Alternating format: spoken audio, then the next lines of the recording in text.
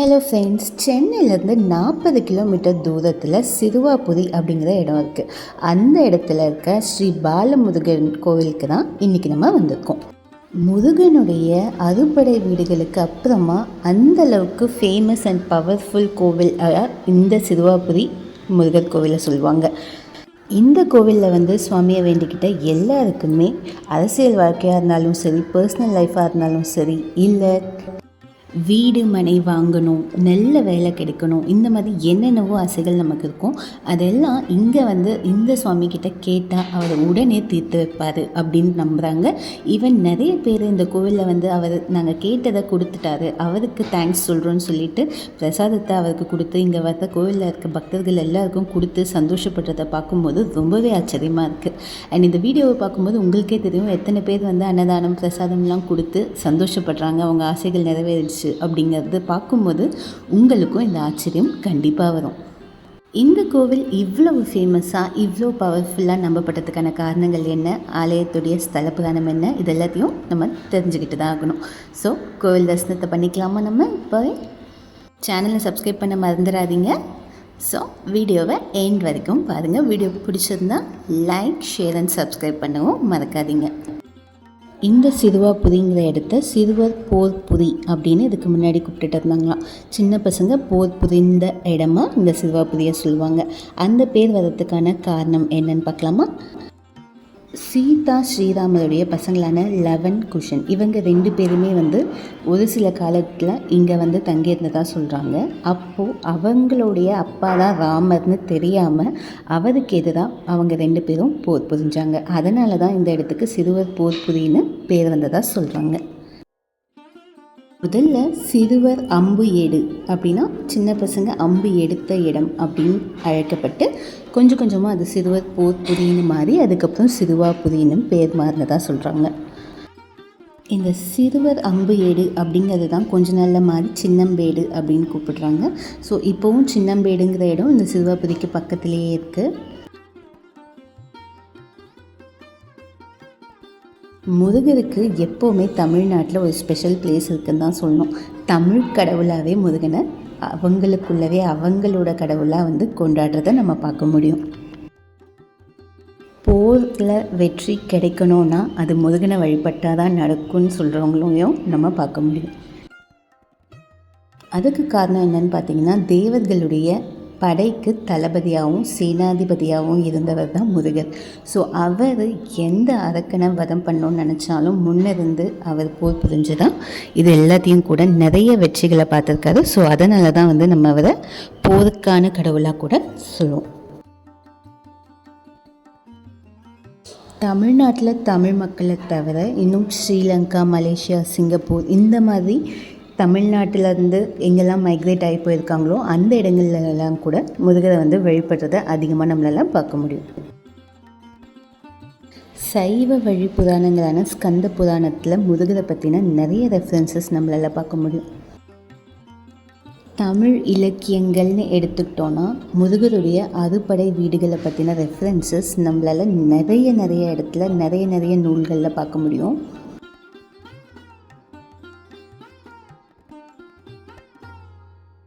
இந்த கோவில் கருவறையில் இருக்கிறது ஒரு முருகன் சிலை கிடையாது, முருகரே அங்கே இருக்காரு அப்படின்னு நம்புகிறவங்க ஏராளமாக இருக்காங்க. அதுக்கான காரணங்கள் என்னன்னு தெரிஞ்சுக்கணுன்னா ஒரு 100 வருஷத்துக்கு முன்னாடி நடந்த ஒரு அதிசயத்தை பற்றி நம்ம பேசியே ஆகணும். இந்த சிறுவாபுரிக்கு பக்கத்தில் ஒரு கிராமத்தில் 100 வருஷத்துக்கு முன்னாடி முருகம்மை அப்படின்னு சொல்லி ஒருத்தங்க வாழ்ந்ததாக சொல்கிறாங்க. அவங்க ரொம்பவே தீவிரமான முருகருடைய பக்தை.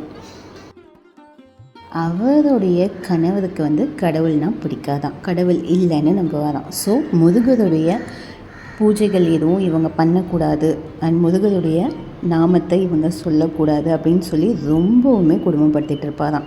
அவங்க என்ன கொடுமைப்படுத்தினாலும் முருகம்மை ரொம்ப தீவிரமாக முருக பக்தியில் ஈடுபட்டிருந்தாங்க. ப்ளஸ் எப்போவுமே முருகரோட சிந்தனை, முருகரோட பூஜை, முருகருடைய நாமத்தை ஜபிக்கிறது, இந்த மாதிரியே இருந்தாங்க. ஒரு நாள் முருகம்மையுடைய கணவருக்கு ரொம்பவுமே கோவம் வந்துருச்சு. ஸோ முருகருக்கு பூஜை பண்ணிட்டு இருந்த முருகம்மையுடைய 2 கைகளையும் வெட்டிட்டாரு கோவத்தில். 2 கைகளும் வெட்டப்பட்ட அந்த நிலையில் கூட அவங்க வலிக்குது அப்படின்னு அழுவாமல், முருகா நீ தான் என்னை காப்பாற்றணும் அப்படின்னு சொல்லி முருகரை தான் கூப்பிட்டாங்களாம். ஸோ அவ்வளவு வழியிலையும் அவங்களுக்கு முருகர் மேலே இருந்தால் அந்த பக்தி வெளிப்பட்டுச்சு. ஸோ அப்போது முருகர் தோன்றி அவங்களுக்கு அந்த வலி தெரியாமல் திரும்பவும் அவங்களுடைய வெட்டப்பட்ட 2 கைகளும் அவங்களுடைய ஷோல்டர்ஸில் சேர்ற மாதிரி அவங்கள அனுகிரகம் பண்ணாதுன்னு சொல்லுவாங்க. எந்த ஒரு சின்ன தழும்பும் கூட இல்லாமல் இதுக்கு முன்னாடி வெட்டப்பட்டதுக்கு முன்னாடி எப்படி இருந்ததோ அதே மாதிரி கைகளை திருப்பியும் கொடுத்துருக்காது முருகன் அப்படின்னு சொல்லுவாங்க. அண்ட் இது நிஜமாகவே நடந்த ஒரு நிகழ்வாக சொல்கிறாங்க. ஸோ இதனால தான் இந்த கிராமத்தில் இன்னும் கிராமத்தை சுற்றி இருக்க எல்லா இடங்கள்லையும் சரி சிறுவாபுரி முருகன் அப்படின்னா அவருக்குன்னு தனியாக ஒரு இடம் இருக்குது. அண்ட் சிறுவாபுரி பாலமுருகனை ஒவ்வொருத்தரும் அவங்க வீட்டில் ஒரு குழந்தையாக பாவிக்கிறதையும் நம்மளால் இந்த இடத்துக்கு வரும்போது உணர முடியும். இந்த கோவிலோட கருவறையில் சிறுவாபுரி முருகன் ஸ்ரீ பாலசுப்ரமணியராக இருக்கார். இன்னும் சுற்றி இருக்க பிராங்கணத்தில் நம்ம உண்ணாமலை அம்மன் இன்னும் அண்ணாமலையார் தரிசனத்தையும் பார்க்க முடியும். இன்னும் உற்சவமூர்த்தியாக இருக்க முருகருடைய சிலையை நீங்கள் பார்த்தீங்கன்னா வள்ளி மணால ஸ்வரூபத்தில் இருப்பார். வள்ளி தேவியுடைய கையை பிடிச்சிக்கிட்ட மாதிரி வள்ளியோட கணவராக நமக்கு உற்சவமூர்த்தியாக இருப்பார்.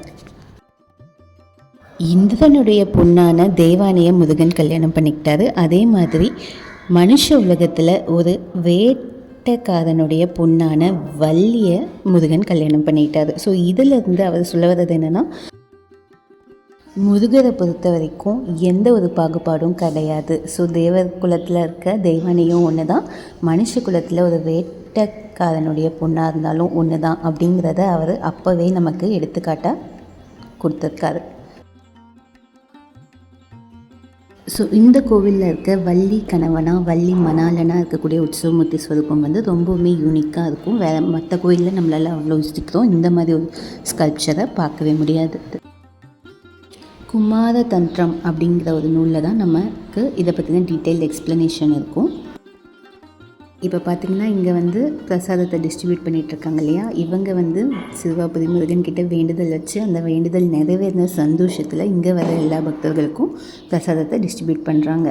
இது இன்றைக்கி மட்டும் இல்லைங்க, எப்போ இந்த கோவிலுக்கு வந்தாலும் இந்த மாதிரி பலரும் பண்ணுறதை பார்க்க முடியும். நாங்கள் வந்த சமயத்துலேயே கிட்டத்தட்ட 3லேருந்து 4 ஃபேமிலிஸ் டிஸ்ட்ரிபியூட் பண்ணதை பார்த்தோம். இந்த கோவிலில் முருகரை தவிர முருகரை சுற்றி இருக்க எல்லா பிராங்கணத்தில் இருக்க தெய்வங்கள் எல்லாம் கூட மரகத கல்லால் செதுக்கினதாக சொல்கிறாங்க. முருகரோட வாகனமான மயில் கூட மரகத மயிலாக தான் இந்த கோவிலில் இருக்குது. இன்னும் சுற்றி இருக்க பிராங்கணங்களில் நம்ம யாரெல்லாம் தரிசிக்க முடியும்னு பார்த்திங்கன்னா மரகத விநாயகர், ஆதிமுருகர், வெங்கட்ராயர், நாகதேவதைகள், இன்னும் முனீஸ்வரர், பைரவர், உண்ணாமலை அம்மன், அண்ணாமலையார் இவங்களையும் நம்ம இங்கே தரிசிச்சுக்க முடியும். இந்த கோவிலுடைய ஸ்தல விருட்சத்துக்கிட்ட செங்கல்ல அடுக்குனா வீடு சீக்கிரமாக கட்டுவோங்கிற நம்பிக்கையும் மக்கள்கிட்ட நிறையவே பார்க்க முடியும். அண்ட் இந்த கோவிலை ரீச் பண்ணோன்னா சென்னை கோயம்பேடுலேருந்து நிறையவே பஸ்ஸஸ் இருக்கிறத பார்க்க முடியும்.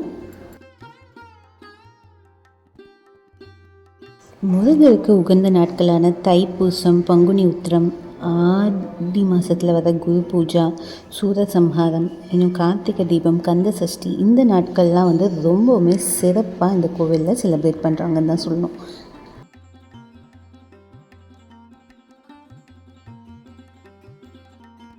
முருக பக்தரான அருணகிரிநாதர் கூட இந்த கோவிலுடைய கருவறைக்கு முன்னாடி ஒரு பிராங்கணம் பார்க்க முடியும். ஸோ கடவுளை பார்த்து திருப்புகழுடைய ஒவ்வொரு கீர்த்தனையும் அவர் பாடுற மாதிரியான ஒரு பாவத்தில் அவரை கருவறையை பார்த்த மாதிரி வச்சுருப்பாங்க.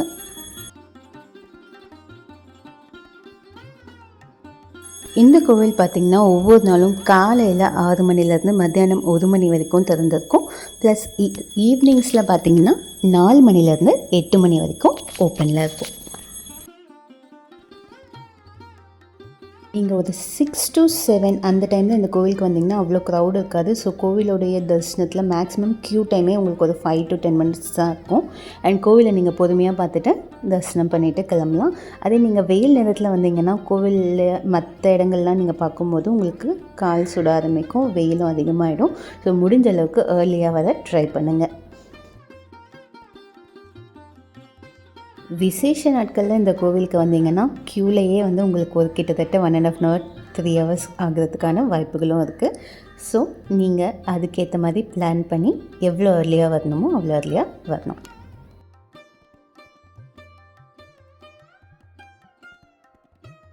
ஸோ இதான் ஃப்ரெண்ட்ஸ், சென்னையில் ரொம்பவுமே ஃபேமஸான சிறுவாபுரி முருகர் டெம்பிளுடைய ஸ்தல புராணம், இன்னும் அங்கே இருக்க விசேஷங்கள். இந்த கோவிலை பற்றி உங்களோட ஷேர் பண்ணிக்கிட்டது எங்களுக்கு ரொம்பவுமே சந்தோஷமாக இருக்குது. நீங்கள் ஆல்ரெடி இந்த கோவிலுக்கு போயிருந்தீங்கன்னா உங்கள் எக்ஸ்பீரியன்ஸ் என்ன அப்படிங்கிறத மறக்காமல் கமெண்ட் செக்ஷனில் சொல்லுங்கள். உங்களுக்கு இந்த வீடியோ பிடிச்சிருந்தால் லைக் பண்ணவும் மறக்காதீங்க. அண்ட் உங்கள் ஃப்ரெண்ட்ஸ்க்கு பிடிக்கும்னு நினச்சிங்கன்னா ஷேர் பண்ணவும் மறக்காதீங்க. அண்ட் இது வரைக்கும் எங்கள் சேனலில் சப்ஸ்கிரைப் பண்ணாமல் வீடியோ பார்த்துட்டு இருந்தீங்கன்னா இப்போவே சப்ஸ்கிரைப் பண்ணிக்கோங்க.